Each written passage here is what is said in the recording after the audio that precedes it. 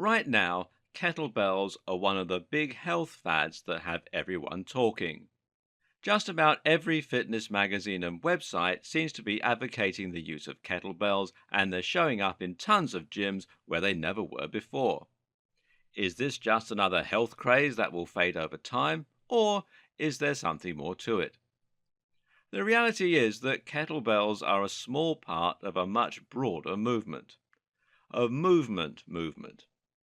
Suddenly, gym bros are going out of style as more freedom of information is helping us to get a better idea of what's best for our bodies. We now know that you can't fix a lifetime of sitting at a desk with 10 minutes of curling dumbbells. What's missing from our lives is functional strength and mobility. Simply put, we aren't using our bodies the way that nature intended, and as a result, they're starting to deteriorate much more quickly than they should. Cue the dad bod, the infamous physique that plagues guys who spend 65 hours a week in the office, 20 in front of the TV, 10 in the pub, and 2 in the gym. We need to start over.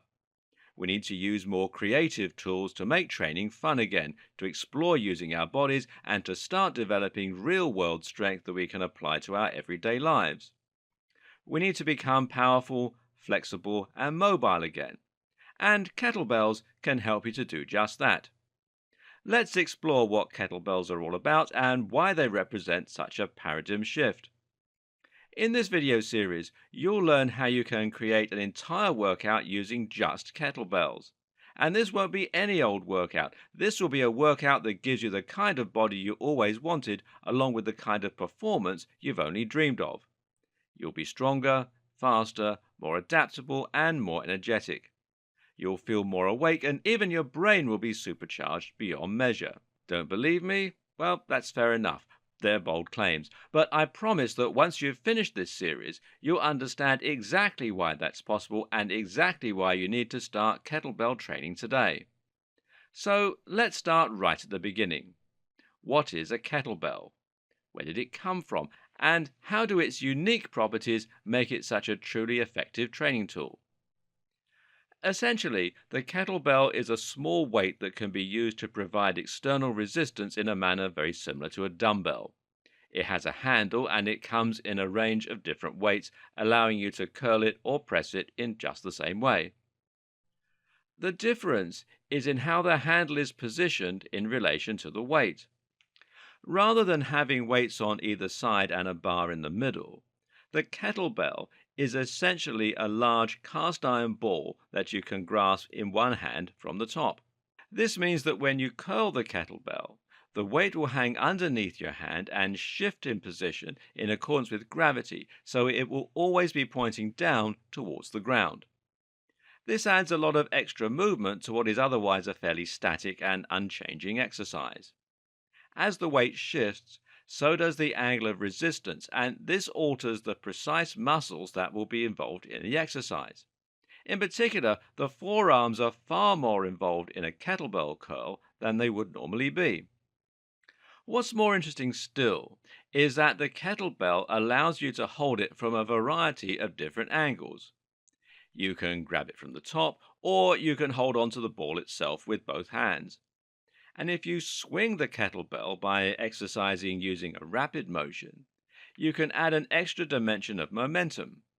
Suddenly, the kettlebell gains its own force and trajectory, and you now have to compensate for that while you're lifting. This is where the true challenge of using a kettlebell comes in, because now you're going to have to constantly adapt to the changing angle, momentum, and trajectory of the kettlebell.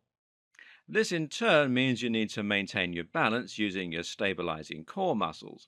You need to grasp hard onto the handle using your grip, and you need to recruit supporting muscles that you probably go long stretches without using the rest of the time. This is what's meant by functional strength, and it's what makes the kettlebell much more potent as a training tool than any other dumbbell or barbell ever were. But where did the kettlebell come from, and why is it only now making its way into gyms? Well, actually, the kettlebell is anything but a new fad, and it can instead be traced back to the 1700s in Russia. In Russia, kettlebells are known as gyria, and are traditionally made from cast iron or cast steel.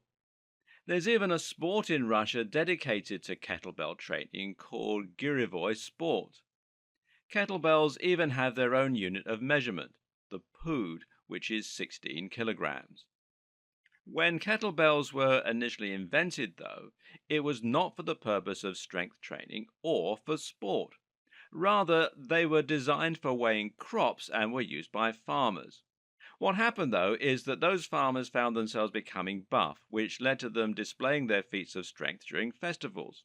This obviously got the attention of the burgeoning health and fitness industry, as well as the Soviet army, who introduced them as part of their physical training and conditioning programs in the early 20th century. Kettlebells would also become popular among old time strongmen who would demonstrate their power and size in traveling circuses alongside many other tools that allowed them to display this ability. And then they just kind of faded away. Until the early 2000s, that is, when they started to make a comeback. So, what happened? Well, as mentioned, kettlebells became popular partly as a result of a greater understanding of functional fitness. As our understanding of health and fitness has progressed, so we have found new merit in old tools that allow us to use our bodies in a more dynamic and challenging way. A few pioneers helped to spearhead this movement.